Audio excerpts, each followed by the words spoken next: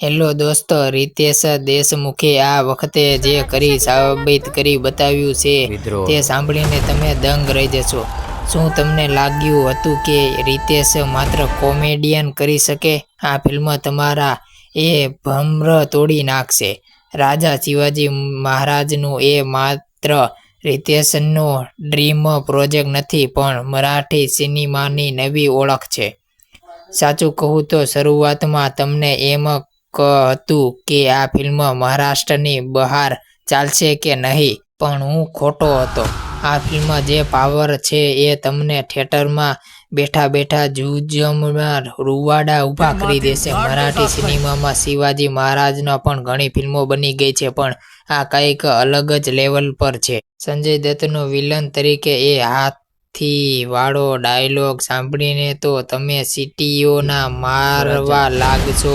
ચોક્કસ ગાઈસ, જે રીતે દુશ્મનો પણ એટલી જ ગરમીમાં અને તાકાતથી સાથે બતાવ્યો છે જે કાબિલ તારીફ છે. આખી ફિલ્મ ચેપ્ટરે એવી રીતે વણાયેલા છે કે તમે એમ લાગશે કે તે કોઈ પુસ્તક જેવી રહ્યા છો. ફિલ્મ લંબાઈ 3 કલાકની છે, પણ બોસ એક પણ માટે તમે નજર નહીં હટાવી શકો સ્ક્રીન ઉપરથી. રિતેશની એન્ટ્રી માટે અડધી ફિલ્મ જતી રહેશે, પણ એ એન્ટ્રી થિયેટરમાં ભૂકંપ લાવી દેશે. જ્યારે તમે રિતેશની મહારાજનું લુકમાં જુઓ છો ત્યારે તમને ગર્વથી છાતી ફૂલી જશે.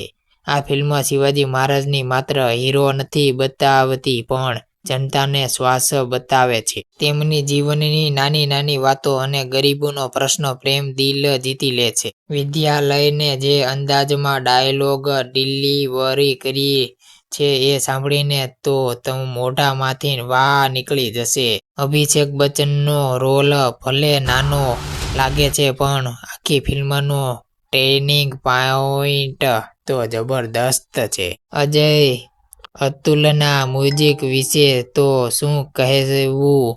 એમણે ફરી સાબિત કર્યું કે તેઓ જ અસલી જાદુગર છે. એક્શનમાં સીનમાં જે ઢોલ નગારા વાગે છે ને એ તમારા લોહીમાં ગરમ લોહી દેશે. આહા, અને વીએફએક્સમાં ક્યારેક નબળા છે, પણ સ્ટોરી અને ઇમોશન એટલા સ્ટ્રોંગ છે કે તમે વાંધો નહીં આવે. આ ફિલ્મને તમને મગજમાંથી નહીં, પણ એક સાચા ભારતીયની બની છે. દિલથી જોજો આ ફેન્સા મૂવી. અને આ મૂવી નેક્સ્ટ લેવલ पे जाने वाली है. દુનિયાની બેસ્ટ મૂવી ઇતિહાસ રચવાની છે. જે રીતે કાંતારા કંચન બનાવ્યા હતા એ જ રીતે આ ફિલ્મ આપણી પરંપરા ગર્વ છે. મહારાજનું વાગન જ્યારે દુશ્મનને પેટમાં જાય છે ત્યારે થિયેટરમાં જય હો નાદ ગુંજી ઉઠે છે. રિતેશ દેશમુખમાં મહારાજ દેખાશે કે નહીં એ સવાલનો જવાબ એ છે કે પાત્રમાં ઓગળી ગયો છે. સંજય દત્તનો એ જૂનો ઘનકાયો વાળો અંદાજ અહીં ફરી જોવા મળશે. અને હા, સલમાન ખાન ભાઈની એન્ટ્રી વિશે તો વાત જ ન પૂછો, થિયેટરમાં ફાડી જ નાખશે. સલમાનની પ્રિન્સની એન્ટ્રી જોરદાર છે. તમારા પૈસા તો 100% વસૂલ. મને તો હજી એ નથી સમજાતું કે આપણે આપણા અસલી હીરો વિશે આટલું ઓછું કેમ ભણાવ્યું. જ્યાં સુધી રાજા શિવાજી મહારાજ જેવી ફિલ્મો આવશે ત્યાં સુધી આપણો વારસો અમર રહેશે. આ ફિલ્મની રેટિંગ આપવું અધૂરું છે, પણ મારી નજરમાં આને 4 માંથી 5 સ્ટાર તો જરૂર હું આપીશ. તમે કેટલા સ્ટાર આપશો કોમેન્ટમાં જરૂર જણાવજો. રિતેશ દેશમુખે ડાયરેક્ટર તરીકે જે વિઝન બતાવ્યું છે એ જ ખરેખર અદ્ભુત છે.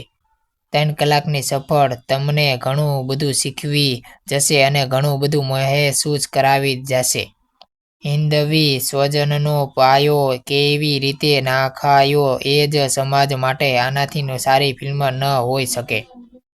ભૂલો કાઢવાના તો કાઢશે જ, પણ તમે આ ફિલ્મને એના ઇમોશન માટે જોજો. જરૂર જોવા જજો થિયેટરમાં. વીકેન્ડ પ્લાન કરો, આખી ફેમિલી લો અને આ ગૌરવશાળી ફિલ્મ જરૂર જોવા જજો. બસ દોસ્તો, આજ હતો મારો રિવ્યૂ વિડીયો. કોમેન્ટમાં જય શિવાજી મહારાજ લખવાનું ના ભૂલશો. અને આ વિડીયો કેવોક લાગ્યો એ જરૂર કોમેન્ટમાં જણાવજો. અને સબસ્ક્રાઈબ કરવાનું ફ્રેન્ડ્સ ના ભૂલતો. જય શિવાજી મહારાજ.